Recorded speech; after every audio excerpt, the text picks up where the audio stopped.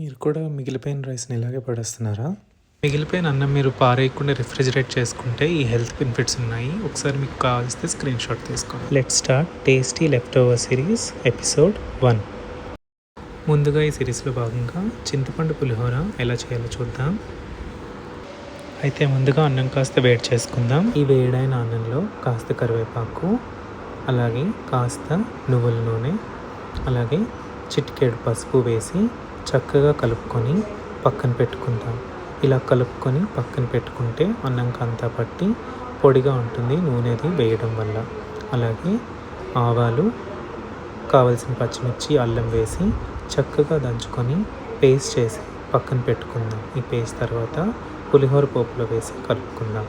ఇప్పుడు పులిహోరకు కావాల్సిన చింతపండు చిక్కగా పిసుక్కొని అది బాణల్లో వేసి వేడైన బాణల్లో కాస్త ఉప్పు, అలాగే పసుపు, అలాగే నువ్వుల నూనె వేసి చక్కగా మరిగించుకొని అది చిక్కగా అయ్యాక పక్కన పెట్టుకొని చల్లారించుకుందాం. ఈ చల్లారని మిశ్రమాన్ని విడతల వారీగా మెల్లిగా వేసుకుంటూ అన్నంలోని మెల్లిగా ఈ పేస్ట్ని వేసి కలుపుకుందాం.